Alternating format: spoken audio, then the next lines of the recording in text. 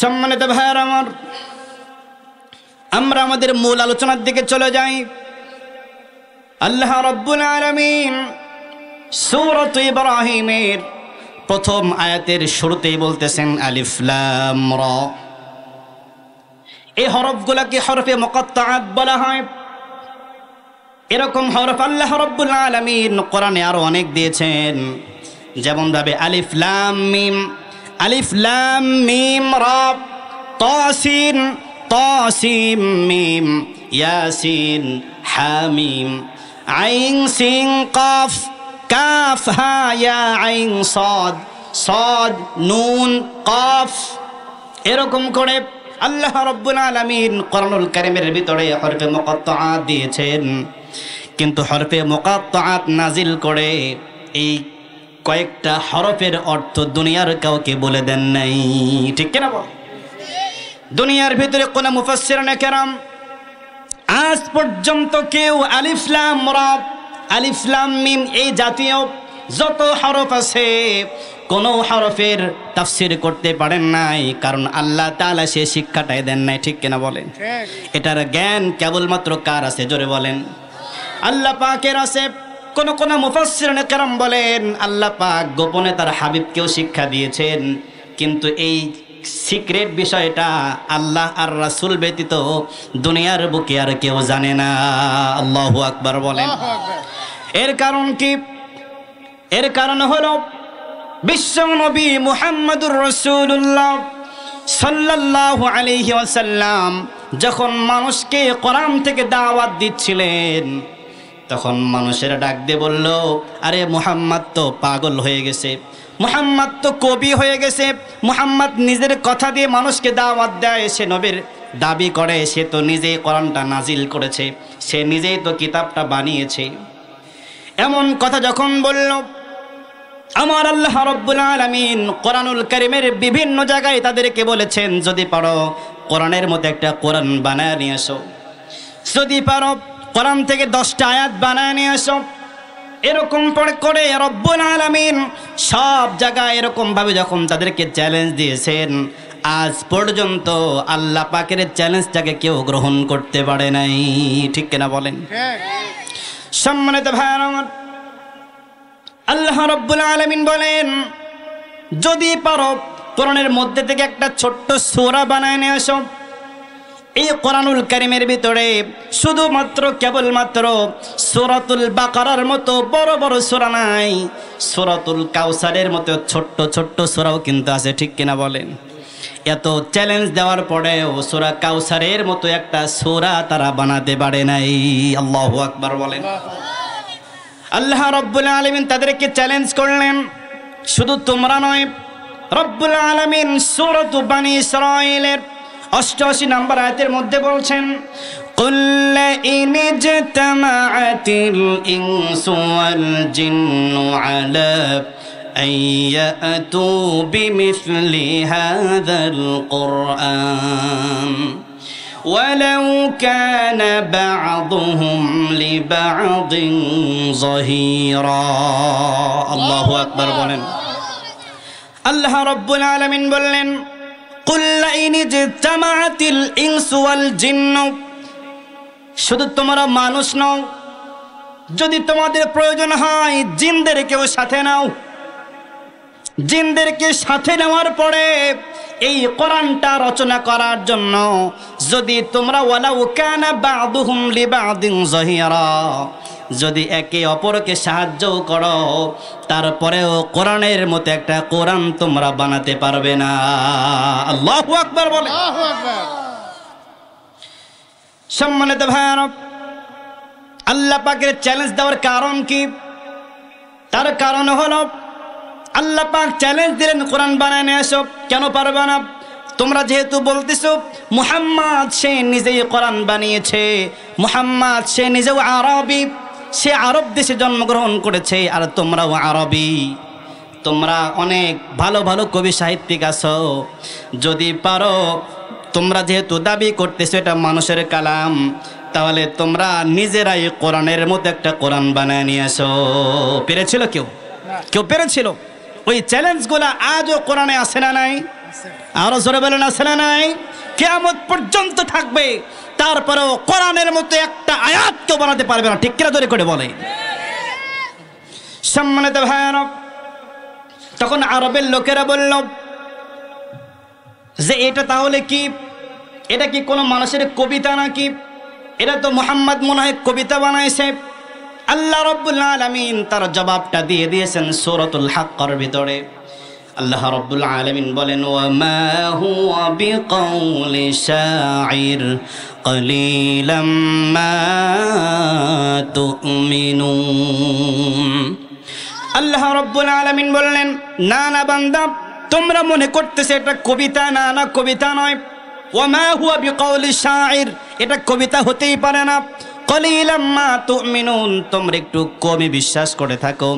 এরপরে তারা বলল, তাহলে এটা কোনো গণকের কথা হবে, এটা কোনো ভবিষ্যৎবাণীর কেউ একজন ভবিষ্যৎবাণী করেছে, কোন একজন গণকের কথা হবে। আমার আল্লাহ রাব্বুল আলামিন ডাক দিয়ে বললেন, ওয়ালা বিকাউলি কাহিন কলিলাম মা তাযাক্কারুন। আল্লাহ রাব্বুল আলামিন বললেন, ওয়ালা বিকাউলি কাহিন, না না, এটা কোনো গণকের কথাও নয়, তোমরা একটু কমই অনুধাবন করে থাকো। তখন তারা ডাক দিয়ে বলল, তাহলে এটা কি? রব্বুল আলামিন উত্তর দিচ্ছেন, তানজিলুম মির রাব্বিল আলামিন। জোরে বলুন আল্লাহু আকবার। আল্লাহ রাব্বুল আলামিন বলছেন, এইটা হচ্ছে জগৎ সমূহের পালনেওয়ালা, জগৎ সমূহের পালন কর্তা আল্লাহর পক্ষ থেকে নাজিলকৃত কিতাব। তোমরা যে বলতেছ এটা মুহাম্মাদের বানানো, তাহলে শোনো, ওয়ালাউ তাকাওয়ালা আলাইনা বা'দুল আকাওয়িল।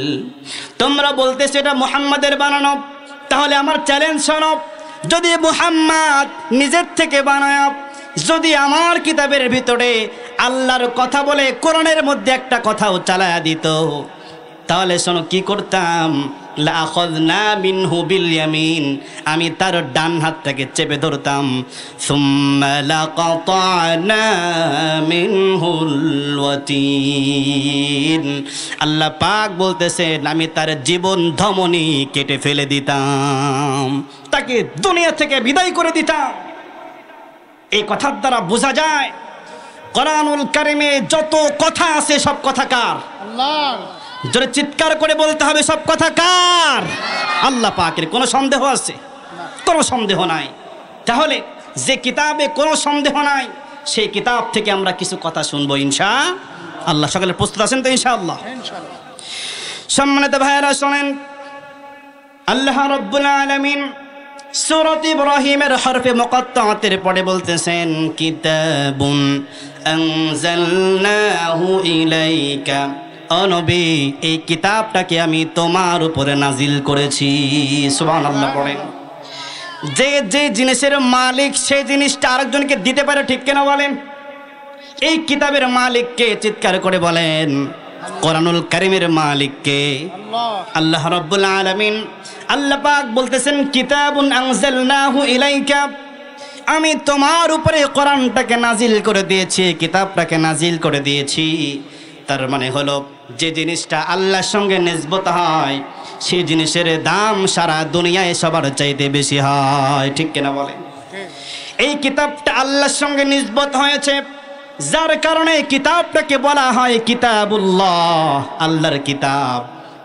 আল্লাহর কিতাব হওয়ার কারণে এই কিতাবের মর্যাদা সারা দুনিয়ায় সব কিতাবের উপরে। আল্লাহু আকবার বলেন। যেমন ভাবে দেখেন, মক্কা নগরীতে হযরত ইব্রাহিম আলাইহিস সালাম একটা ঘর বানালেন। ঘরের নাম কি? ঘরের নাম কি? বাইতুল্লাহ। আমার ভাইরা, এই ঘরটা যখন হযরত ইব্রাহিম আলাইহিস সালাম বানালেন, আল্লাহ পাক ঘোষণা দিলেন, এই ঘরটা হচ্ছে আমার ঘর। কার ঘর? জোরে বলেন। আল্লাহ পাকের ঘর। আপনার কাছে জিজ্ঞাসা করতে চাই, ওই ঘরের মধ্যে আল্লাহকে কোনোদিন এসে রেস্ট করছেন নাকি? হ্যাঁ, আল্লাহ কোনোদিন থাকছেন নাকি? আল্লাহ পাক কোনোদিন থাকেন নাই। কিন্তু আল্লাহর সঙ্গে নিসবত হওয়ার কারণে ওই কালো গিলাফ দিয়ে ঢাকা, 4 কোণ আছে, ঘরটার এত দাম বেড়ে গেল। যদি ওই ঘরের ভিতরে কেউ 1 রাকাত নামাজ আদায় করে, আল্লাহ পাক তার আমল নামায় 1 লক্ষ রাকাত নামাজ আদায় করার সওয়াব দিয়ে দেন। সুবহানাল্লাহ। সম্মানিত ভাইরা, ওই ঘরের কারণে তার আশেপাশে যে জায়গাগুলো আছে, এই জায়গাগুলোর দাম আল্লাহ পাক বাড়ায়া দিলেন। সম্মানিত ভাইরা, সারা দুনিয়ার সমস্ত মুসলমান জীবনে যদি একবার বাইতুল্লাহ যাইতে পারে, তাও যদি সে মুমিন হয়, তাহলে সে নিজের জীবনটাকে ধন্য মনে করে। ঠিক কিনা বলেন? এতটা দামি জায়গা আল্লাহ পাক জীবনে একবার হলেও আমাদেরকে ওই কাবা ঘরে যাওয়ার তৌফিক দান করেন বলে আমিন। সম্মানিত ভাইরা, ঠিক তেমনি ভাবে বাইতুল্লাহ হওয়ার কারণে, আল্লাহর ঘর হওয়ার কারণে ওই কিতাবটার দামটা আল্লাহ রাব্বুল আলামিন এত বাড়ায়া দিলেন। ঠিক তেমনি ভাবে এই কিতাবটা কিতাবুল্লাহ হওয়ার কারণে সারা দুনিয়ায় যত কিতাব আছে সব কিতাবের চাইতেও দামি। সুবহানাল্লাহ পড়ে। এই কিতাব সম্পর্কে বিশ্বনবী মুহাম্মদুর রাসূলুল্লাহ সাল্লাল্লাহু আলাইহি ওয়াসাল্লাম বলেছেন, ফাদলু কালামুল্লাহি আলা সাইরিল কালামি কাফদলিল্লাহি আলা খালকিহি। বিশ্বনবী বলেন, এই দুনিয়ার ভিতরে যত কথা হতে পারে, যত বক্তৃতা হতে পারে, যত কবিতা হতে পারে, যত শের হতে পারে, সব কিছুর চাইতে এই কোরআনের দাম ততটা বেশি। আল্লাহ পাক, আল্লাহ রাসূল বলছেন, কাফদলিল্লাহি আলা খালকিহি, তামাম দুনিয়ার সৃষ্টি জগতের উপরে আল্লাহর দাম যতটা বেশি। আল্লাহু আকবার বলেন। আল্লাহর কথা, কোরআনের কথা, কোরআনুল কারীমের ভিতরে যত কথা আছে, যত পড়া আছে, সব কার কথা? একটু জোরে আওয়াজ করে বলেন, কার কথা? আল্লাহ পাকের কথা। ওই রব্বুল আলামিন কিতাবটা নাজিল করলেন, সবার জন্য দিয়ে দিলেন। আর এই দামি কিতাবটা নাজিল করার কারণে আল্লাহ পাক বললেন, বান্দারা, এর অমূল্যায়ন করা যাবে না, এর মূল্যায়ন তোমাদেরকে করতে হবে। শোনো, যখন তোমাদের সামনে এই কোরআনটা তেলাওয়াত করা হবে, وَإِذَا قُرِئَ الْقُرْآنُ فَاسْتَمِعُوا لَهُ وَأَنصِتُوا لَعَلَّكُمْ تُرْحَمُونَ। আল্লাহু আকবার বলেন। আল্লাহ রাব্বুল আলামিন বলছেন, وَإِذَا قُرِئَ الْقُرْآنُ, যখন তোমাদের সামনে কোরআনের তেলাওয়াত করা হয়, ফাসতামিউ লাহ, তোমরা তা মনোযোগ সহকারে শ্রবণ করো। কার কথা?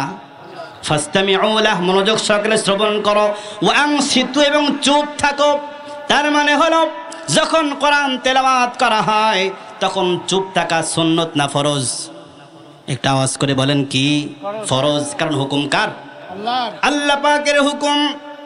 এই জন্য তেলাওয়াত যখন চলবে তখন আপনার কাজ হলো এই তেলাওয়াতটাকে মনোযোগ সহকারে শ্রবণ করা, এবং শ্রবণ করার সময় কোনো কথা বলা যাবে না, আপনাদেরকে চুপ থাকা লাগবে। যদি চুপ থাকেন, আল্লাহ পাক এমনি এমনি আপনাকে ফিরাই দিবে না, একেবারে খালি হাতে দিবেন না। আল্লাহ পাক বলতেছেন, যদি মনোযোগ সহকারে শোনো, যদি চুপ থাকো, লাআল্লাকুম তুরহামুন, তোমাদের উপরে আল্লাহ পাকের রহমত নাজিল হবে। আল্লাহু আকবার বলে। এই কোরআনটা হচ্ছে এমন কোরআন, যে কোরআনটা নিজে তেলাওয়াত করলেও সওয়াব হয়, আবার কেউ তেলাওয়াত করলে যদি আপনি মনোযোগ সহকারে শ্রবণ করেন, তারপরে আপনার আমলনামায় আল্লাহ পাক সওয়াব লিখে দিবেন। সুবহানাল্লাহ পড়েন। এই জন্য কোরআনটা যখন তেলাওয়াত করা হবে, ওই মুহূর্তে আপনার কোনো কথা বলা যাবে না। যদি কোরআনটা সুন্দর করে শুনতে পারেন, এই কোরআন অনুযায়ী যদি নিজের জীবনটাকে সাজাতে পারেন, কোরআন কি বলেছে, কোনটা হালাল বলেছে, কোনটা হারাম বলেছে, যদি এই জিনিসগুলা মেনে চলতে পারেন, কোরআনের সাথে যদি আপনার সম্পর্ক হয়ে যায়, আল্লাহ পাক আপনাকে পৃথিবীর বুকে দামি বানায় দিবেন। সুবহানাল্লাহ পড়ে। এর কারণ কি? এর কারণ হলো, কোরআন এমন কিতাব, যে কিতাবটা শুধুমাত্র নিজে নিজে দামি তা নয়, যদি দুনিয়ার কোনো মানুষ এই কোরআনটাকে নিজের জীবনে বাস্তবায়ন করতে পারে, এই কোরআন অনুযায়ী নিজের পারিবারিক জীবন, নিজের সামাজিক জীবন, নিজের রাষ্ট্রীয় জীবন, নিজের আন্তর্জাতিক জীবন প্রত্যেকটা জীবনে যদি এই কোরআনটাকে যদি সে মেনে নিতে পারে, আল্লাহ পাক এই কোরআনটাকে যেমন দামি বানিয়ে দিয়েছেন, কোরআন মানার কারণে তার বান্দাকেও দামি বানায়া দিবেন। সুবহানাল্লাহ পড়ে। সম্মানিত ভাইরা, একটু খেয়াল করেন, এই দুনিয়ার ভিতরে প্রত্যেকটা বছরে আল্লাহ পাক একটা করে রাত দেন, যে রাতটা 1000 মাসের চাইতে উত্তম। সে রাতটা কোন রাত? বলেন বলেন। লাইলাতুল কদর। এই রাতটার দাম বাড়লো কেন? এই রাতটার দাম বাড়ার কারণ হলো আল্লাহ রাব্বুল আলামিন এই রাতে কোরআনকে নাজিল করেছেন। এই রাতে কোরআন নাজিল হওয়ার কারণে সবে কদরের দাম আল্লাহ 1000 মাসের চাইতেও বেশি করে দিয়েছেন। সুবহানাল্লাহ পড়েন।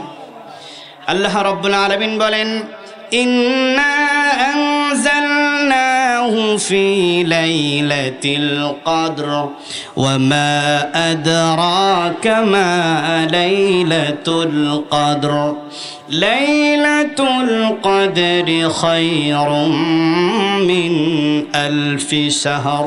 আল্লাহু আকবার বলেন। আল্লাহ রাব্বুল আলামিন বলছেন, ইন্না আনজালনাহু ফি লাইলাতিল কদর, আমি তাকে অর্থাৎ কোরআনকে লাইলাতুল কদর রাতে নাজিল করেছি। এরপরে বিশ্বনবীকে আল্লাহ পাক জিজ্ঞাসা করছেন, ওয়ামা আদরাকা মা লাইলাতুল কদর, ও নবী আপনি কি জানেন লাইলাতুল কদর কি? আল্লাহ পাক নিজে উত্তর দিচ্ছেন, লাইলাতুল কদরি খায়রুম মিন আলফি শাহর। আল্লাহ পাক বলতেছেন, ও নবী লাইলাতুল কদরটা হচ্ছে 1000 মাসের চাইতেও উত্তম। সুবহানাল্লাহ পড়েন। সম্মানিত ভাইরা, এই কোরআনটা যে মাসে নাজিল হয়েছে সেই মাসের নাম কি? রমজান। বলেন বলেন। সেই মাসের নাম হলো রমজান মাস। আল্লাহ রাব্বুল আলামিন বলেন, শাহরু রমাদানাল্লাযী উনজিলা ফীহিল কুরআন। আল্লাহ রাব্বুল আলামিন বলেন, আমি রমজান মাসে কোরআনটাকে নাজিল করেছি। রমজান মাসে এই কোরআনটা নাজিল হওয়ার কারণে বাকি 11টা মাসের চাইতে ও রমজান মাসের দাম বেশি। ঠিক কিনা বলেন? সম্মানিত ভাইরা, এই কোরআনটা যে নবীর উপরে নাজিল হলো, একটু ভালো করে খেয়াল করবেন, এই কোরআনটা যে নবীর উপরে নাজিল হলো, সেই নবীটা সারা দুনিয়ায় 1 লক্ষ মতান্তরে 2,24,000 পয়গম্বর আল্লাহ পাক দুনিয়ার বুকে প্রেরণ করেছেন। সমস্ত নবীর চাইতেও আমার নবীর দাম বেশি। ঠিক কিনা বলেন? বিশ্বনবীর দামটা কেমন বেশি? আল্লাহ রাব্বুল আলামিন কোরআনুল কারীমের ভিতরে জায়গায় জায়গায় বিশ্বনবীর দামটা কত বেশি তিনি তুলে ধরেছেন। যেমন দেখেন, যদি আপনি খুঁজতে যান, আল্লাহ পাক কোরআনুল কারীমের ভিতরে মোটামুটি 25 জন নবীর নাম নিয়েছেন। তার ভিতরে অনেকগুলা নবীর নাম তিনি হরফে নেদা দিয়ে ডেকেছেন। তিনি বলেছেন, ইয়া ইয়াহইয়া খুদিল কিতাবা বিকুওয়া। আল্লাহ তাআলা বলেছেন, ওয়ামা তিলকা বিয়ামিনিকা ইয়া মূসা। আল্লাহ পাক বলেছেন, ওয়ানাদাইনাহু আইয়া ইব্রাহিম। আল্লাহ পাক বলেছেন, ইয়া আদম উসকুন আনতা ওয়া যাওজুকাল জান্নাহ। প্রত্যেকটা নবীর নামের শুরুতে ইয়া আছে না নাই? আছে না? তার মানে ইয়া মানে কি? আমরা যেমন বলে হে ছেলে, এই ছেলে বলি না আমরা, আল্লাহ পাক ঠিক তেমনি ভাবে ডেকেছেন, হে ইব্রাহিম, হে মূসা, হে আদম, হে ইয়াহইয়া, এরকম করে নবীর নাম ধরে ধরে ডেকেছেন। কিন্তু কোরআনুল কারীমে যদি আপনি শুরু থেকে শেষ পর্যন্ত খোঁজাখুঁজি করেন, একটা জায়গায়ও পাবেন না যেখানে ইয়া মুহাম্মদ বলে আল্লাহ তাআলা ডাক দিয়েছেন। সুবহানাল্লাহ পড়ে। তাহলে বিশ্ব নবীকে যখন ডাকার প্রয়োজন হয়েছে, আমার আল্লাহ তাআলা কি তাকে ডাকেন নাই? অবশ্যই ডেকেছেন। দেখেন আল্লাহ পাক বিশ্ব নবীকে কেমন সম্মানের সাথে ডাক দিয়েছেন। আল্লাহ রাব্বুল আলামিনের হাবিব বিশ্ব নবী মুহাম্মদুর রাসূলুল্লাহ সাল্লাল্লাহু আলাইহি ওয়াসাল্লাম কম্বল গায়ে দিয়ে শুয়ে রয়েছেন। আমার ভাইয়েরা, যখন আমরা কোনো বন্ধুকে ডাকি, বন্ধুর গলায় যদি গামছা থাকে, পিছন থেকে ইয়ার কি করে ডাক দে, গামছাওয়ালা বলে কি বলি না? আমার আল্লাহ তাআলা ডাক দিলেন, ইয়া আইয়ুহাল মুযাম্মিল, ও অন্য জায়গায় বলেন ইয়া আইয়ুহাল মুদ্দাথির, এ কম্বলওয়ালা, এ চাদরওয়ালা। আল্লাহ পাক অন্য জায়গায় বলেন ইয়া আইয়ুহার রাসূল, ইয়া আইয়ুহান নবী। এরকম করে করে বিশ্ব নবীকে ডাক দিয়েছেন। বিশ্ব নবীকে কোথাও ইয়া মুহাম্মদ বলে ডাক দেন নাই। বিশ্ব নবীর নাম কোরআনুল কারীমের ভিতরে 4 জায়গায় এসেছে। 4টি জায়গায় আল্লাহ পাক বিশ্ব নবীর নবুয়তের দলিল দিয়েছেন। সুবহানাল্লাহ পড়েন। আল্লাহ পাক বলেছেন ওয়ামা মুহাম্মাদুন ইল্লা রাসূল। আল্লাহ তাআলা বলেছেন মা কানা মুহাম্মাদুন আবা হাদিম মির রিজালিকুম ওয়ালাকির রাসূলুল্লাহি ওয়া খাতামান নাবিয়্যিন।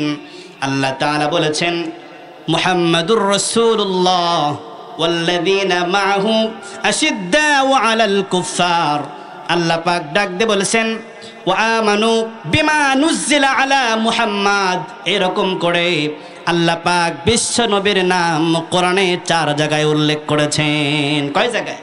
এই 4 জায়গায় এক জায়গাও পাইছেন ইয়া মুহাম্মদ? পাইছেন আপনারা?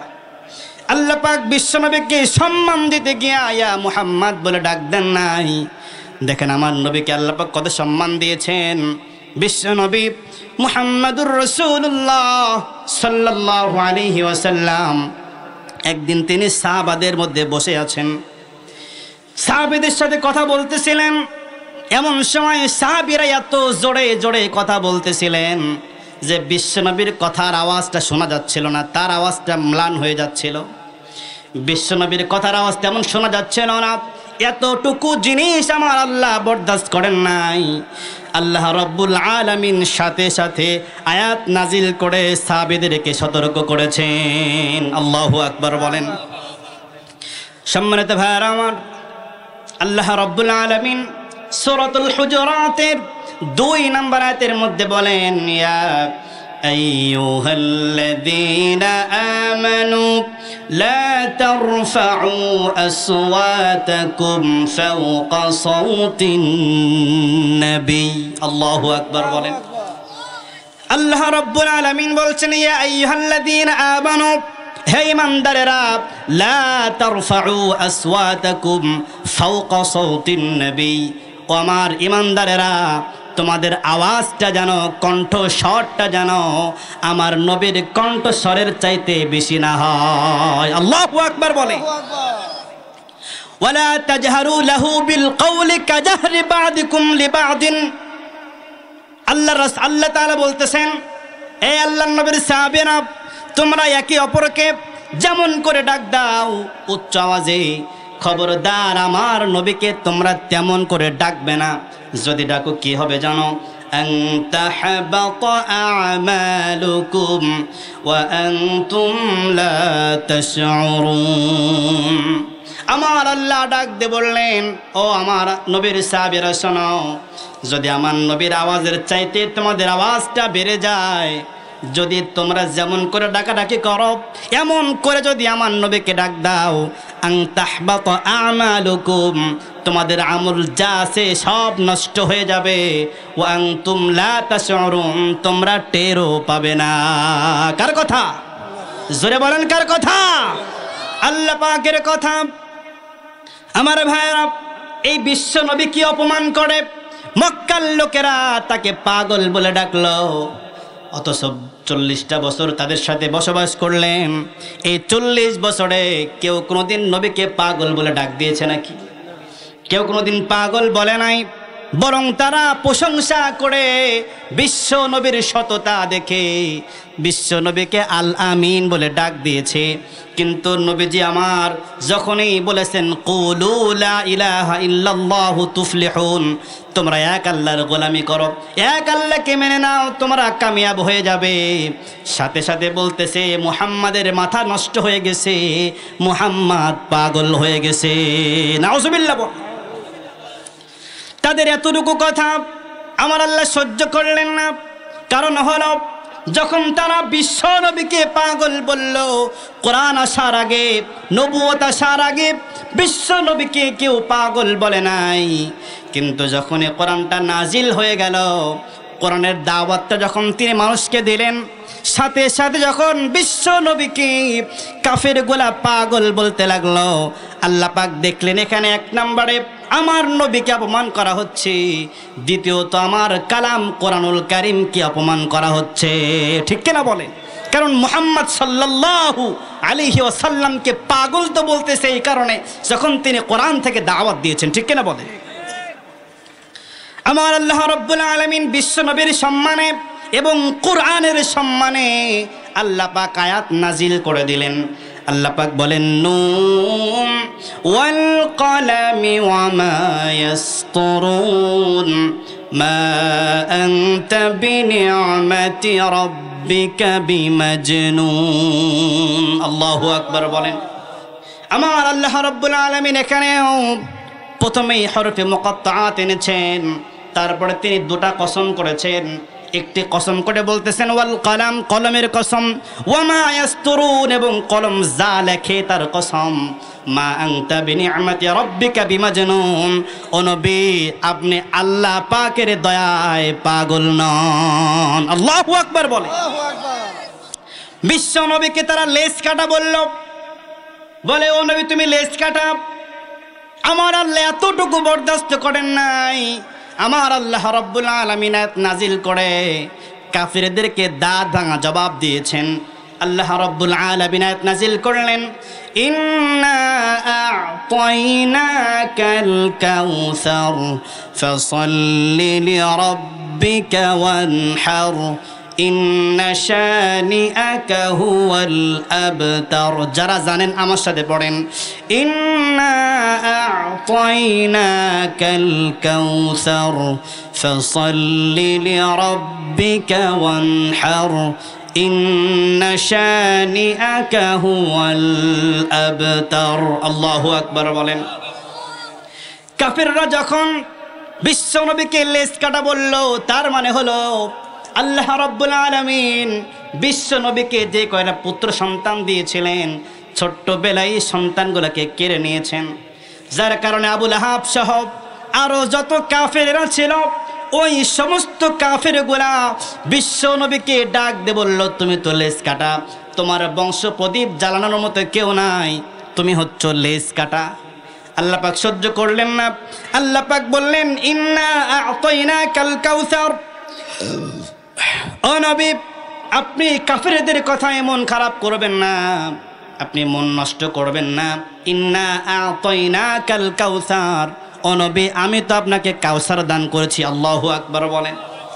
সুতরাং ফাসাল্লি লিরাব্বিকা ওয়ানহার, সুতরাং আপনি আল্লাহ পাকের নামাজ আদায় করুন আর আপনি আল্লাহর জন্য কোরবানি করুন। ইন্না শানিআকা হুয়াল আবতার, আপনার শত্রুরা যারা আপনাকে লেজ কাটা বলে, বরং তারাই হচ্ছে লেজ কাটা নির্বংশ। আল্লাহু আকবার বলে। বিশ্ব নবীর দামটা বাড়ায় দিলেন কে? আরো জোরে বলতে হবে কে? বিশ্ব নবীর উপরে সারা দুনিয়ার সব চাইতে মর্যাদাপূর্ণ কোরআন যখন নাজিল হয়েছে, আল্লাহ পাক তাকে নবুয়তি দিয়েছেন।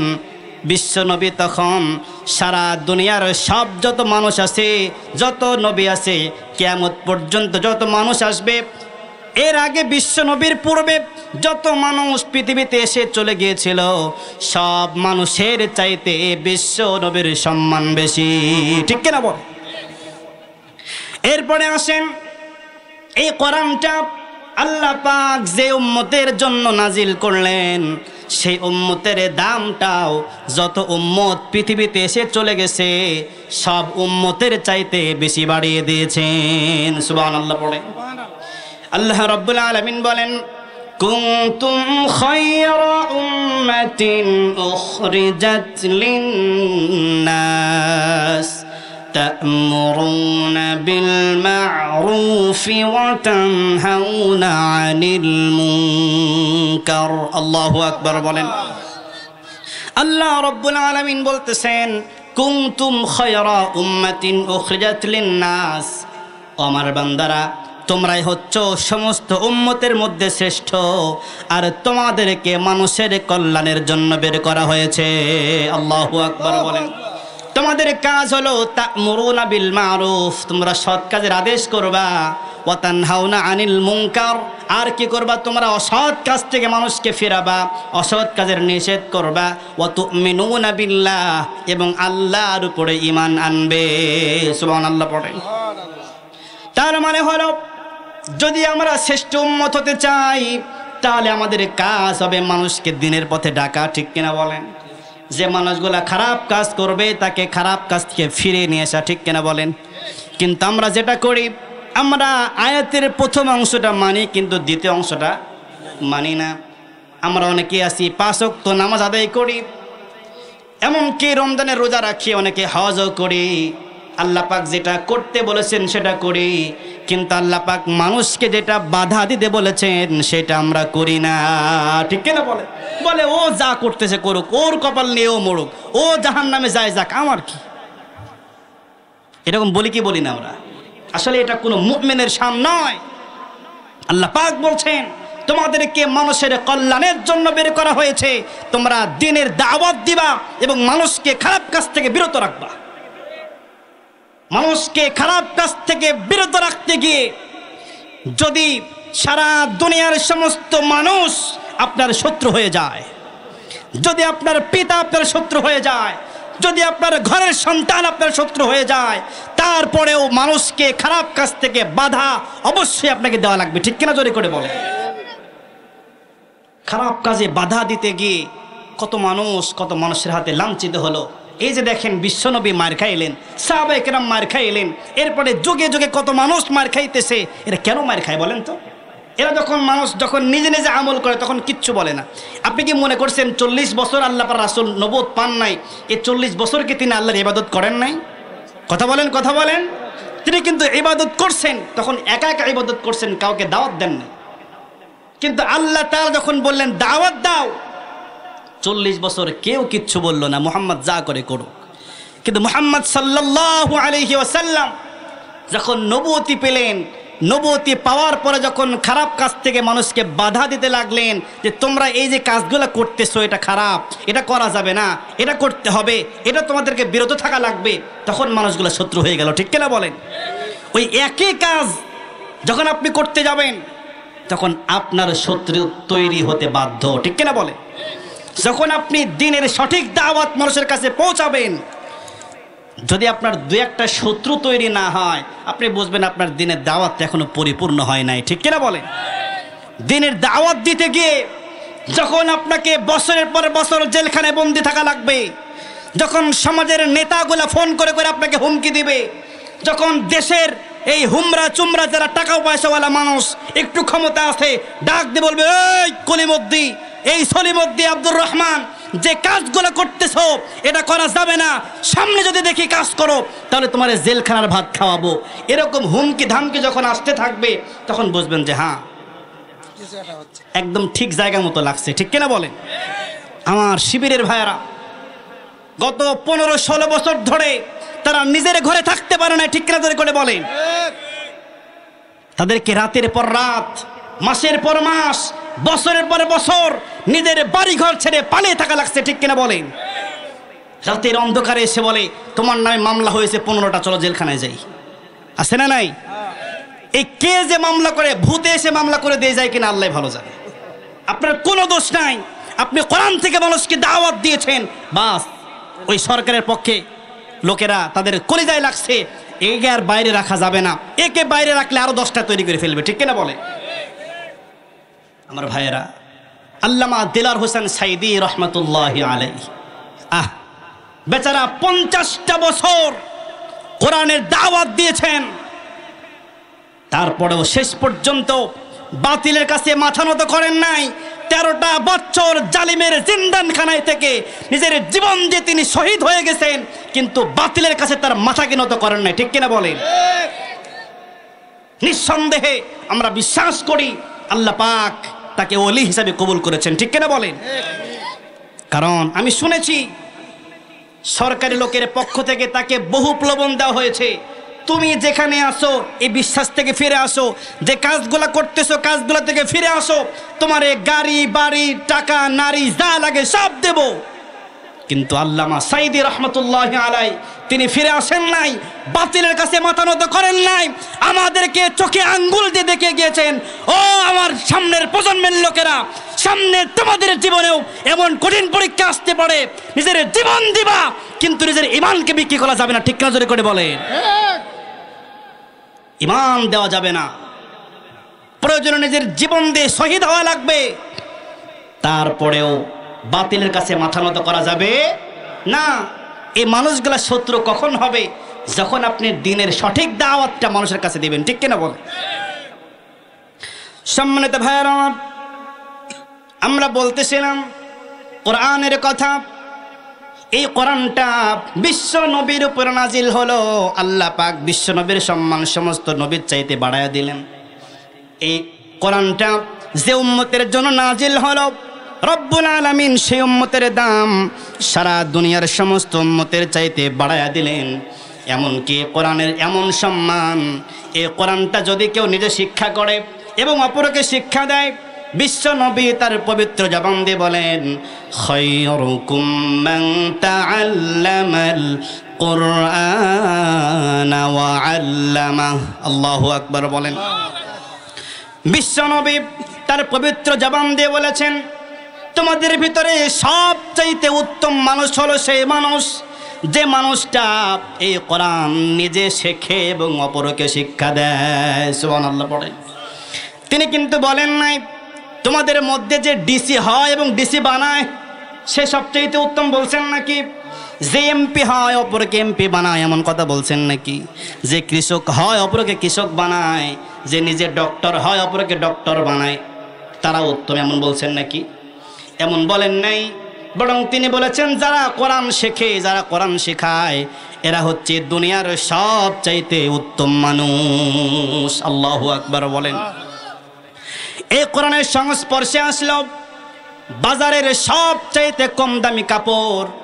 এই কম দামি কাপড়টা দিয়ে যখন আপনি কোরআনের যোগদান বানালেন, কোরআনের কাভার বানালেন, কোরআনের জামা বানালেন, এই কম দামি জামাটার, কম দামি কাপড়টার এত বেশি দাম বেড়ে গেল। কোন মুমিনের পায়ের সাথে যদি অনাকাঙ্ক্ষিতভাবে লেগে যায়, সাথে সাথে ওই কম দামি কাপড়টা ধরে চুমা নিয়ে বুকের সাথে জড়ায়া ধরে। ঠিক কিনা বলে? আপনি তো অনেক দামি দামি কাপড় পরেন, জীবনে কোনোদিন আপনার জামায় যদি লাথি লাগছে চুমা খাইছেন? বলেন বলেন। কোনোদিন খান নাই, কিন্তু সবচেয়ে কম দামি কাপড় দিয়া আপনি কোরআনের জামা বানাইলেন। ওই জামার এত দাম হয়ে গেল, অনাকাঙ্ক্ষিতভাবেও কোন রকম পায়ের সাথে লাগছে, তুলে নিজেকে অপরাধী মনে করে কোরআনের সেই জামাটাকে চুমা খেয়ে বুকের সাথে লাগান। ঠিক কিনা বলে? আমার ভাইয়ের একটা কাঠের টুকরা, যে কাঠের টুকরা দিয়ে যদি দামি খাটও বানানো হয়, ওই খাটটাকেও লাথি মারেন। কোনোদিন খাটকে চুমা খাইছেন নাকি? হ্যাঁ, দামি কাঠ দিয়ে আপনি দরজা বানাইলেন, জানালা বানাইলেন, কোনোদিন লাথি লাগলে চুমা খান নাই। কিন্তু ছোট্ট একটা কাঠের টুকরা দিয়ে আপনি রিহাল বানালেন, ওই রিহালের সাথে যদি একটু পা লেগে যায় আপনি সাথে সাথে জড়ায় ধরে চুমা খান। ঠিক কিনা বলেন? এর সম্মান বাড়ায় দিয়েছেন কে? আল্লাহ পাক। কেন? এই কাঠটা এসেছে কোরআনের সংস্পর্শে। কার সংস্পর্শে? কোরআনের সংস্পর্শে আসার কারণে যদি কাঠের দাম বাড়ে, যদি একটা কাপড়ের দাম বাড়ে, আপনি হচ্ছেন এই কোরআন থেকে কিছু কিছু জায়গা থেকে আমরা অনেকেই দেখি আয়াতুল কুরসি, এরপরে ইয়াসিনের কয়েকটা আয়াত, সূরাতুল ইখলাস, এগুলা লিখে লিখে বাস গলায় ঝোলায় রাখে। এর কারণে আবার অনেকে জিন ছাড়ানোর জন্য দেখা যায় আফা হাসিবতুম আন্নামা খালাকনাকুম, এখান থেকে একটু তেলাওয়াত করে, সূরা জিন থেকে একটু তেলাওয়াত করে, বাস তেলাওয়াত করে ফু শেষ, কোরআনের হক শেষ, আর কিছু করার দরকার নেই। ঠিক কিনা বলেন? আমরা সবচেয়ে যেটা বেশি করি সেটা হচ্ছে কেউ মারা গেলে আমরা এই কোরআনটাকে তার সামনে তেলাওয়াত করি। আসলে বলেন তো, কোরআনটা শোনানোর দরকার ছিল জীবিত মানুষকে না মৃত মানুষকে? কাকে কাকে? কোরআনটা দরকার কার? জীবিতর না মৃতর? যে মানুষটা মারা গেছে আমার ভাইরা, তার জন্য কিন্তু কোরআনটা নাজিল হয় নাই, বরং দুনিয়াতে যারা জীবিত আছে তাদের জন্যই আল্লাহ পাক কোরআনুল কারীমকে নাজিল করেছেন। ঠিক কিনা বলেন? সম্মানিত ভাইরা, আল্লাহ রাব্বুল আলামিন সূরাতুল কফের মধ্যে বলেন, ইন্না ফি যালিকা লাযিকরা লিমান কানা লাহু কলবুন আও আলকাস সামআ ওয়া হুয়া শাহীদ। আল্লাহু আকবার বলেন। আল্লাহ রাব্বুল আলামিন বললেন, এই কিতাবের ভিতরে আমি তোমাদের জন্য উপদেশ রেখে দিয়েছি। এ তোমাদের জন্য বললেন তারা কারা? আল্লাহ পাক বলতেছেন, লিমান কানা লাহু কলব। এই কিতাবের ভিতরে উপদেশ বাণী আছে কাদের জন্য? লিমান কানা লাহু কলব, যাদের কলব আছে। কি আছে বলেন বলেন বলেন? যাদের অন্তঃকরণ আছে, কলব আছে, তাদের জন্য আল্লাহ পাক কোরআনকে নাজিল করেছেন। আমাকে বলেন, যে ব্যক্তি মারা গেছে তার কলব আছে, কলব থাকলেও তার বোঝার ক্ষমতা আছে, কোনো ক্ষমতা আছে? তাহলে আয়াত থেকে বোঝা যায় আল্লাহ পাক কোরআনটাকে মৃত ব্যক্তির জন্য নাজিল করেন নাই, বরং যারা জীবিত তাদের জন্য কোরআন নাজিল করেছেন। ঠিক কিনা বলেন? কিন্তু আমরা দেখি এই কোরআনটা জীবিত মানুষের চাইতে মানুষ মারা গেলে বেশি প্রয়োজন হয়। আমরা বেশি ওইটা কাজ করি। ঠিক কিনা বলেন? মরা মানুষ শুনুক আর না শুনুক, বুঝুক আর না বুঝুক, ওরে ঘিরাও করে ওই চতুর্পাশ দিয়ে বসে বসে তেলাওয়াত করে। শুনবি না মানে বেটা কবরে যাবি, কোরআন শুনে তারপরে যা। সারা জীবন কোরআন মানে নাই, সারা জীবন কোরআন শোনে নাই, সারা জীবন কোরআনের পক্ষে কাজ করে নাই। আপনি মরার সময় ওকে কোরআন শোনালেই কি আর না শোনালেই কি? ঠিক কিনা বলে? মারা গেল, মারা যাওয়ার পরে আপনি বিসমিল্লাহি ওয়া ফি সাবিলিল্লাহি ওয়া আলা মিল্লাতি রাসূলিল্লাহ, আপনি রাসূলের দলে ভর্তি করে আসলেন, অথচ জীবনে কোনোদিন রাসূলের একটা সুন্নত মানে নাই। আপনি মিথ্যা কথা বলে তাকে কবরে দিয়ে আসলেন। ঠিক কিনা বলে? এই জন্য মরার পরে ইসলাম নয়, বেঁচে থাকতে ইসলাম। ঠিক কিনা বলেন? যে মারা যায় তার তো আসলে কিচ্ছু করার নাই। যারা জীবিত থাকবে এরা কোরআন শুনবে, এরা কোরআন মানবে, এরা কোরআন অনুযায়ী নিজের জীবনকে পরিচালনা করবে, এরা আল্লাহ পাকের খাঁটি বান্দা হয়ে যাবে। ঠিক কিনা বলে? অথচ আমরা কোরআনটাকে মরা মানুষের কিতাব হিসাবে আমরা দুনিয়াতে পরিগণিত করে ফেলেছি, যে কোরআন মানে হচ্ছে মরা মানুষের কিতাব। মানুষ মরলো, কোরআন তেলাওয়াত করো, হুজুর ভাড়া করে নিয়ে আসো, এইটা ছাড়া যেন মাথায় কোনো চিন্তাই নেই। যারা জীবিত আছে এদেরকে কোরআন শোনানো লাগবে, এদেরকে কোরআন পড়ার ব্যবস্থা করা লাগবে, আমাদের মাথার ভিতরে নাই বললে চলে। ঠিক কিনা বলে? অথচ যারা জীবিত তাদের জন্য কোরআনটা দরকার ছিল। সম্মানিত ভাইরা, এই যে দেখেন সামনে জানুয়ারি মাস আসতেছে, এই জানুয়ারি মাসে প্রত্যেকটা প্রাইমারি স্কুলে স্কুলে বই বিতরণ করা হবে কি হবে না? আরো জোরে বলেন, হবে কি হবে না? প্রত্যেকটা জায়গায় এই বইগুলা বিতরণ করা হবে। বাংলা শেখার জন্য স্বরে ও স্বরের বই দেওয়া হবে, ইংরেজি শেখার জন্য ABCDর বই দেওয়া হবে, অঙ্ক শেখার জন্য 1 2 3 বই দেওয়া হবে। আমাকে বলেন তো, সারা বাংলাদেশে কোনো প্রাইমারিতে আলিফ বা তা সা শেখার জন্য কায়দা দেওয়া হবে নাকি? হবে? কোনো স্কুলে কায়দা দিবে না। অথচ দরকার ছিল প্রত্যেকটা স্কুলে স্কুলে যেটা প্রথম শ্রেণী সেখানে কায়দা দেওয়া। যারা মুসলিমের বাচ্চা, যারা মুসলমান, এরা কায়দা শিখবে, এরা কোরআন শিখবে। এভাবে করে পর্যায়ক্রমে যত বড় হবে কায়দা পড়বে, এরপরে আমপারাত পড়বে, এরপরে কোরআনের কিছু অংশ ক্লাস 5 পর্যন্ত পড়বে। এমন করে যদি প্রত্যেকটা স্কুলে স্কুলে যদি জারি করা হতো, তাহলে প্রত্যেকটা ঘরে ঘরে কোরআন তেলাওয়াতকারী থাকতো। ঠিক কিনা বলে? যখন এই ছাত্রটা ক্লাস 6-এ উঠে গেল, 6 থেকে 9 পর্যন্ত কিন্তু সরকার থেকে ফ্রি বই দেওয়া হয়। ঠিক কিনা বলে? আমাকে বলেন তো দেখি, এই যে 6 থেকে 9 পর্যন্ত বই দেওয়া হলো, কোনো ছাত্র ছাত্রীর হাতে 1 কপি কোরআন তুলে দেওয়া হয়েছে নাকি? হয়েছে? হয়েছে? কোথাও দেওয়া হয় নাই। যার কারণে এরা কোরআনের শিক্ষা পায় নাই। কোরআনের শিক্ষা না পেয়ে এরা স্কুলে যা শেখালো শিখলো, শিখে শিখে কি হলো, বিশাল বড় ডাক্তার হয়ে গেল, কেউ কেউ বিশাল বড় ইঞ্জিনিয়ার হয়ে গেল। সে ভালো ডাক্তার হতে পারলো, ভালো ইঞ্জিনিয়ার হতে পারলো, কিন্তু ভালো মানুষ তারা হতে পারে নাই। ঠিক কেন বল? যদি ভালো মানুষই হতো, প্রত্যেকটা হাসপাতালে হাসপাতালে আপনি আপনার গর্ভবতী স্ত্রীকে নিয়ে গেছেন, দেখার আগে কয় সিজার করা লাগবে? কথা কয় না, কথা বলেন না কেন? যখন হাসপাতালে নিয়ে যায় দেখার আগে বলে অবস্থা বেশি ভালো না, তাড়াতাড়ি নিয়ে যাও, অপারেশন থিয়েটারে তাড়াতাড়ি নিয়ে যাও, নাহলে বাচ্চাও মরবে, বাচ্চার মাও মরবে, এমন ভয় ঢোকায় দেয়। ঠিক কিনা বলে? টেস্ট যদি লাগে 3টা, টেস্ট দিয়ে দিবে 10টা। এর কারণ কি? এর কারণ হলো শুধুমাত্র তার যে ফিস্ট, ওই ফিসটা নিয়ে সে সন্তুষ্ট হতে পারে নাই। 10 জায়গায় যদি পাঠাতে পারে, 10 জায়গা থেকে কমিশন খাওয়া যাবে, ঠিক কিনা বলে?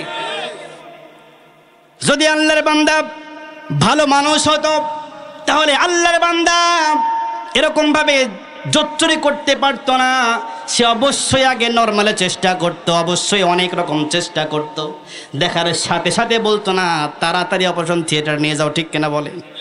এই ইঞ্জিনিয়ারটা যদি ভালো মানুষ হতো, ভালো মানুষ হওয়ার পরে এই ইঞ্জিনিয়ারটা যখন কোন রাস্তার কাজ পেত, তখন সে এত সুন্দর করে কাজ করত, একটি টাকাও সে মেরে খেত না, ঠিক কিনা বলেন? রাস্তা করতে গিয়া রাস্তায় রডের বদলে বাঁশ দিত না, ঠিক কিনা বলে? আমার ভাইয়েরা, এরা ইঞ্জিনিয়ার হতে পেরেছে, ডাক্তার হতে পেরেছে, কিন্তু ভালো মানুষ হতে পারে না, ঠিক কিনা দূরে করে বলে? যদি প্রত্যেকটা স্কুলে, প্রত্যেকটা হাই স্কুলে, প্রত্যেকটা ভার্সিটিতে, প্রত্যেকটা মেডিকেলে যদি আল্লাহর কালামকে ঢুকায় দেওয়া যেত, যে এই শ্রেণী থেকে এই শ্রেণী পর্যন্ত কোরআন শিখবে, এই শ্রেণী থেকে এই শ্রেণী পর্যন্ত কোরআনের তাফসীর শিখবে, প্রত্যেকটা আল্লাহর বান্দা বান্দির কলবে যদি কোরআন থাকতো, এরা ভালো ডাক্তার হতো, সাথে ভালো মানুষও হতো, ঠিক কিনা জোরে করে বলে? কিন্তু তারা পড়াশোনা করে ভালো ডাক্তার হতে পেরেছে, কিন্তু ভালো মানুষ হতে পারে নাই। যদি ভালো মানুষ হতেই হয়, তাহলে অবশ্যই তাকে কোরআনের কাছে আসা লাগবে, ঠিক কিনা বলে? কোরআনের কাছে না আসা পর্যন্ত এরা ভালো মানুষ হতে পারে না। যেহেতু সময় একদম সংক্ষেপ, আমি অতি দ্রুত আর কয়েকটা কথা বলে এরপরে আমরা কালেকশনের দিকে যাবো ইনশাআল্লাহ। সম্মানিত ভাইয়েরা আমার, এখন কথা হচ্ছে আল্লাহ রাব্বুল আলামিন এই কোরআনটাকে আমাদের উপরে নাজিল করলেন। আল্লাহ পাক আমাদেরকে সারা দুনিয়াতে দামি বানিয়ে দিলেন। কত দামি বানিয়ে দিলেন! একটা সময় ছিল স্পেন নামক যে দেশটা রয়েছে, এই স্পেনের ভিতরে 700 বছর ধরে কালেমার পতাকা পথ পথ করে উড়েছে। আমার ভাইয়েরা, এরপর ইটালির শহর রোম, এই রোমের মধ্যে আমার ভাইয়েরা শত শত বছর ধরে মুসলমানেরা শাসন করেছে। আমার ভাইয়েরা, ভারতের উপমহাদেশ, এইখানেও কিন্তু মুসলমানেরা শত শত বছর ধরে তারা কি করেছে? শাসন করেছে। তাদের কত সম্মান ছিল, তারা যেখানে যেত তাদের পায়ে এসে বিজয় চুম্বন করত, যেখানে যেতে সম্মান বেড়ে যেত। কিন্তু এখন এসে দেখা যায় প্রায় 250 কোটি মুসলমান এই আল্লাহর দুনিয়ায় বাস করে, 65টা মুসলিম দেশ। তারপরেও মুসলমান যেখানেই যায় সেখানেই মার খায়, ঠিক কিনা বলেন? এর কারণ কি? এর একটা মাত্র বড় কারণ হলো মুসলমান আজকে কোরআন থেকে অনেক দূরে, ঠিক কিনা বলেন? এই কোরআন ছাড়ার কারণে মুসলমানদের মান সম্মান যা ছিল সব আল্লাহ পাক ধূলিসাৎ করে দিয়েছেন। আমার ভাইয়েরা, কোরআন ছাড়ার কারণে এই মুসলমানের দাম একটা পশুর চাইতেও কমে গেছে, ঠিক কিনা বলেন? আমার ভাইয়েরা, আমেরিকাতে একজন গায়িকা, একজন সিঙ্গার, তার একটা কুকুর হারায় গেল। সে মামলা করলো, কুকুর হারানোর জন্য মামলা করা হয়, তার মামলা নেওয়া হয়। যে কুকুর চুরি করে, কুকুরকে হত্যা করে, তার জন্য বিচার হয়। কিন্তু সারা দুনিয়ার মধ্যে মুসলমানদেরকে মারে, এর কোনো বিচার হয় না, ঠিক কিনা বলে? আমার ভাইয়েরা, আরো কাছে আসি ভারতবর্ষে, একদম যুবকদের সবচাইতে পরিচিত একজন মানুষ সালমান খান। চিনেন নাকি আপনারা? চিনেন? 2018 সালের ঘটনা। এই সালমান খান একটা হরিণ শিকারে বের হয়েছিল। হরিণ শিকার হওয়ার কারণে এখন পর্যন্ত যদি আপনি সার্চ দেন পেয়ে যাবেন। 2018 সালে হরিণ শিকার করার কারণে এই সালমান খানের বিরুদ্ধে মামলা হয়েছিল, তাকে জেলখানায়ও নিয়ে গিয়েছিল, জামিনে সে বের হয়ে এসেছিল। একটু চিন্তা করেন, এই ভারতের গুজরাটে 2000 মুসলমানকে তারা পুড়িয়ে মারল। মুসলমানের দাম নাই, কিন্তু হরিণের দাম তাদের কাছে আছে, ঠিক কিনা বল? এই দামটা কেন এত কমে গেল? এই দামটা কমার কারণ একমাত্র হলো, ও মুসলমান, কোরআন ছেড়ে দিয়েছো, যার কারণে তোমার দামটা দুনিয়া থেকে হারায় গেছে, ঠিক কিনা বলে? কিন্তু যদি এই কোরআনটাকে আবারও প্রত্যেকটা স্কুলে দিয়ে দেওয়া হয়, প্রত্যেকটা কলেজে, প্রত্যেকটা ভার্সিটিতে, প্রত্যেকটা মুসলমানের কাছে দিয়ে দেওয়া হয়। প্রত্যেকটা মুসলমান যদি কোরআন তেলাওয়াত করে, এই কোরআন অনুযায়ী যদি নিজের জীবনটাকে তারা পরিচালনা করে, তাহলে ওই সময় আসতে দেরি লাগবে না, যে সময় সারা দুনিয়ার ক্ষমতা আবারও মুসলমানের হাতে আসবে। ঠিক কিনা তৈরি করে বলে? এজন্য আমাদের দরকার হলো আমাদের সকলকে কোরআনের কাছে ফিরে আসা। ঠিক কিনা বলে?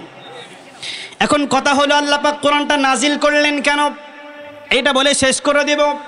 রব্বুল আলামিন বললেন লিতুখরিজান নাসা মিনাজ যুলুমাতি ইলান নূর। আল্লাহু আকবার বলেন। আল্লাহ রব্বুল আলামিন বললেন, ও নবী, এই কিতাবটাকে তোমার উপর নাজিল করলাম লিতুখরিজান নাসা মিনাজ যুলুমাতি ইলান নূর। ও নবী, আমার বান্দাদেরকে, মানুষদেরকে, লিতুখরিজান নাস, মানুষদেরকে মানে কি? আমার বান্দাদেরকে। আল্লাহ তাআলা বললেন, ও নবী, আমার বান্দাদেরকে তুমি অন্ধকার থেকে আলোর দিকে ফিরে নিয়ে আসো। আল্লাহু আকবার বলেন। অন্ধকার থেকে বের করে আলোর দিকে নিয়ে আসো, আল্লাহর অর্ডার। একটু চিন্তা করেন কোন সময় আল্লাহ পাক কথাটা বললেন। এমন একটা সময়, যে সময়টাকে আইয়ামে জাহিলিয়াতের যুগ বলা হয়। ঠিক কিনা বলেন? এমন একটা যুগ ছিল, যে যুগের মানুষেরা এত খারাপ ছিল, সারা দুনিয়ার ভিতরে এত খারাপ মানুষ আর কখনো ছিল না।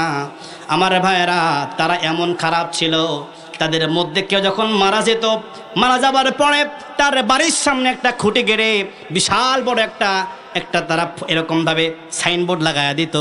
ওই সাইনবোর্ডের মধ্যে লেখা থাকতো সে জীবনে কয়টা মেয়েকে ভোগ করেছে, সে জীবনে কয়টা মানুষকে সে অন্যায় তো তারা বোঝেই নেই, অন্যায় বোঝেই নেই, এটা যে অন্যায় তারা মানতই না। বলতো সে জীবনে কয়টা মানুষকে হত্যা করেছে, কয়টা মানুষের কাছ থেকে সে সম্পদ ছিনায় নিয়েছে, এই লিস্টগুলা তারা দিয়ে দিত। তার মানে হলো, যার নামের পাশে যত বেশি মানুষকে হত্যা করেছে, যত বেশি মেয়ের ইজ্জতকে ভোগ করেছে, যত মানুষের সম্পদ কেড়ে নিয়েছে, এর সংখ্যা যত বেশি হবে, তার মর্যাদা তাদের কাছে তত বেশি ছিল। নাউজুবিল্লাহ বলে। তারা এতটাই হিংস্র ছিল, তারা মানুষের খাবার তো কেড়েই নিত। এমনকি তারা এমন কাজ করত, মানুষ খাইতে বসেছে, ওই খাবার তার সামনে থেকে ছিনিয়ে নিয়েছে, তার মুখ থেকে তার খাবারটা ছিনিয়ে নিয়েছে। এতটা খারাপ তারা ছিল। বিশ্বনবীকে আল্লাহ পাক অর্ডার করলেন, ও নবী, এই কোরআন দিয়ে এই মানুষগুলাকে তুমি অন্ধকার থেকে আলোর দিকে নিয়ে এসো। সুবহানাল্লাহ বলে। বিশ্বনবী আমার এমন লোকদের দায়িত্ব পেলেন, যে লোকেরা খুন ছাড়া কিছু বোঝে না, ধর্ষণ ছাড়া কিছু বোঝে না, মদ ছাড়া কিছু বোঝে না, মেয়ে মানুষ ছাড়া কিছু বোঝে না। আল্লাহ পাক ওই সমাজে পাঠায় বলেন, এদেরকে ভালো করো। কথা বুঝতে পারছেন আপনি? এই আমাদের মতো এরকম না যে নামাজ পড়ে না, কথা শোনে না, একটু ভালো আছে একটু খারাপ না, তারা 100% খারাপ। আল্লাহ পাক ওই সমাজে আল্লাহর নবীকে পাঠায় বলতেছেন, লিতুখরিজান নাস মিনাজ যুলুমাতি ইলান নূর। ও নবী, আমার এই বান্দাগুলাকে এই অন্ধকার থেকে, জুলুমের অন্ধকার থেকে, পাপের অন্ধকার থেকে, ধর্ষণের অন্ধকার থেকে, খুনের অন্ধকার থেকে, মদের অন্ধকার থেকে তুমি আলোর দিকে নিয়ে যাও। সুবহানাল্লাহ পড়ে। আমার ভাইয়েরা, কেমন আলোর দিকে আল্লাহর নবী নিয়ে এসেছিলেন? সম্মানিত ভাইয়েরা, ইয়ারমুকের যুদ্ধের ঘটনা আপনারা সবাই জানেন, শুধুমাত্র শেষের অংশটা বলতেছি। আমার ভাইয়েরা, বিশ্বনবীর সাহাবেরা ইয়ারমুকে যুদ্ধে গেলেন। এই যুদ্ধটা কতটা ভয়ঙ্কর ছিল আমার ভাইয়েরা, সব চাইতে রক্তক্ষয়ী যুদ্ধ ছিল। এই যুদ্ধের শেষে দেখা গিয়েছে কারোর হাত নাই, কারোর পা নাই, কারোর কল্লা নাই। এত ভয়ঙ্কর যুদ্ধ ছিল। সেই যুদ্ধে কাফেররা ছিল 2,40,000 আর মুসলমানেরা ছিল মাত্র 40,000। কয় হাজার? মুসলমানেরা মাত্র 40,000। মুসলমানেরা তারপরে ভয় করে নাই, কারণ তাদের বুকে আছে ইমানের জয়, ইমানের শক্তি। কি আছে? বুকের ভিতরে আছে ইমানের শক্তি। আমার ভাইয়েরা, এখন যদি একটু খেয়াল করেন, এই ভারতের কুলাঙ্গারগুলা আমাদের বাংলাদেশের মুসলমানদের দিকে চোখ রাঙা তাকায়। ঠিক কিনা বলে? তোমরা 130 কোটি মানুষ, আমরা বাংলাদেশের মুসলমান মাত্র 30 কোটি। এই 30 কোটি মানুষ ধরেন আর কি, ওরা 130, আমরা খালি 30 ধরলাম। এই 30 কোটি মানুষ যদি মুসলমান হয়, তোমরা 130 কোটি মানুষ নিয়েও কিছু করতে পারবা না, কারণ বাংলাদেশের মুসলমানের অন্তরে ইমানের শক্তি আছে।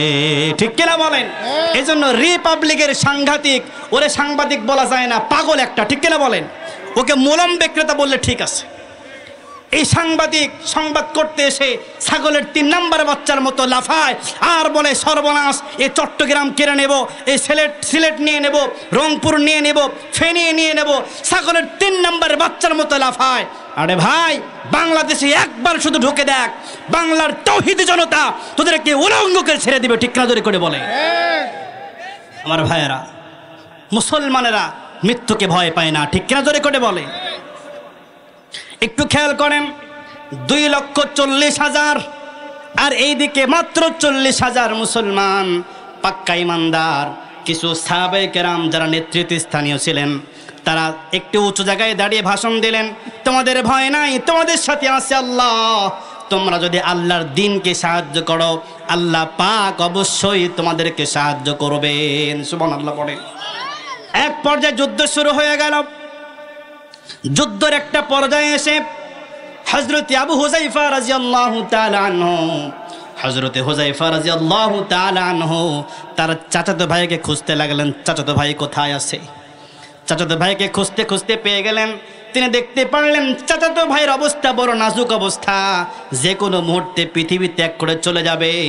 তিনি তার কাছে পানি নিয়ে গেলেন। তার কাছে সামান্য একটু পানি ছিল। চাচাতো ভাইয়ের কাছে গিয়ে বললেন, ভাই আমার পানি পান করবা কিনা? তিনি এতটাই আহত হয়েছিলেন, তিনি কথাও বলতে পারলেন না। তিনি ইশারা করে বললেন, হ্যাঁ আমাকে পানি দাও। তিনি পানি পান করবেন, এমন মুহূর্তে তার পাশ থেকে একজন পানি পানি করে চিৎকার করে উঠল। আমার ভাইয়েরা, হযরতে হুযায়ফা রাদিয়াল্লাহু তাআলা আনহুর ভাই ডাক দিয়ে বলতেছেন ইশারা করে যে ওরে পানি দাও। কথা বলতে পারে না, ইশারা করে বলেন ওরে পানি দাও। দৌড়ায়া তিনি 2য় নাম্বার লোকের কাছে গেলেন, তাকেও পানি পান করার জন্য দিলেন। তিনিও পানি পান করবেন, এমন মুহূর্তে তার পাশ থেকে আরেকজন চিৎকার করে উঠল, পানি লাগবে, পানি, আমার পানি দরকার, পানি পান করতে হবে। আমার ভাইয়েরা, হযরতে হুযায়ফা রাদিয়াল্লাহু তাআলা আনহু বলেন, তিনিও বললেন আমার পানি দরকার নাই, আমার ভাইকে পানি পান করাও। সুবহানাল্লাহ পড়েন। সম্মানিত ভাইরা, একটু খেয়াল করেন, আল্লাহর রাসূল সাল্লাল্লাহু আলাইহি ওয়াসাল্লাম এই 23 বছর দাওয়াত দিয়ে এই মানুষদেরকে কোন পথে নিয়ে এসেছেন? যে লোকেরা এক সময় মানুষের খাবারের গ্রাস কেড়ে নিত, একটা সময় মানুষের সম্পদগুলো কেড়ে নিত, একটা সময় যারা মেয়েদেরকে ভোগ করত, হত্যা খুন ছাড়া কিছুই বুঝতো না, সে মানুষদেরকে কোরআনের দাওয়াত দিয়ে বিশ্বনবী এমন পরিবর্তন করেছেন। কোরআনের সংস্পর্শে এসে তারা এমন পরিবর্তন হয়েছে যে নিজের জীবন চলে যায়, তারপরেও তারা ভাইয়ের চিন্তা করে। সুবহানাল্লাহ পড়ে। হযরতে হুযায়ফা রাদিয়াল্লাহু তাআলা আনহু বলেন, আমি পানি নিয়ে 3য় ব্যক্তির কাছে গেলাম। যাইতে যাইতে লোকটা ইন্তেকাল করলো। আমি দ্রুত 2য় লোকটার কাছে আসলাম। 2য় লোকটার কাছে এসে দেখি লোকটা ইন্তেকাল করেছে। আমি দৌড়ায়া আমার চাচতো ভাইয়ের কাছে গেলাম। গিয়ে দেখি আমার ভাইও ইন্তেকাল করে জান্নাতের মেহমান হয়ে গেছে। এই ঘটনা থেকে আমাদের শিক্ষা এটাই নেওয়া লাগবে, আইয়ামে জাহিলিয়াতের যুগের মানুষগুলা যদি কোরআনের সংস্পর্শে এসে এত ভালো হতে পারে, যদি এখনো আল্লাহর কোন বান্দা কোরআনটাকে নিজের মধ্যে ধারণ করতে পারে, এই কোরআনটাকে যদি নিজের মধ্যে নিতে পারে, কোরআন অনুযায়ী যদি নিজের ব্যক্তিগত জীবন, নিজের পারিবারিক জীবন, নিজের সামাজিক জীবন, নিজের আন্তর্জাতিক জীবন, নিজের রাষ্ট্রীয় জীবনগুলো যদি পরিচালনা করতে পারে, তাহলে ওদের জীবনটাও আলোকিত হয়ে যাবে। ঠিক কিনা বলে? এজন্য আমরা এখন থেকেই কোরআনকে মেনে নেব ইনশাআল্লাহ। কোরআনে আল্লাহ পাক যা বলেছেন আমরা সেই অনুযায়ী আমাদের জীবনকে পরিচালনা করব বলেন ইনশাআল্লাহ। আমার ভাইয়েরা, এখন আসেন, এই যে এত দামি কোরআন, এই কোরআনটা আপনাদের ভাগ্য ভালো, আপনাদের নসিবটা কত ভালো।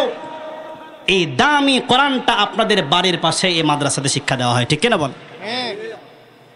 এই কিতাবটা শিক্ষা করার জন্য অনেক জায়গা থেকে ছোট্ট ছোট্ট মাসুম বান্দারা এসেছে।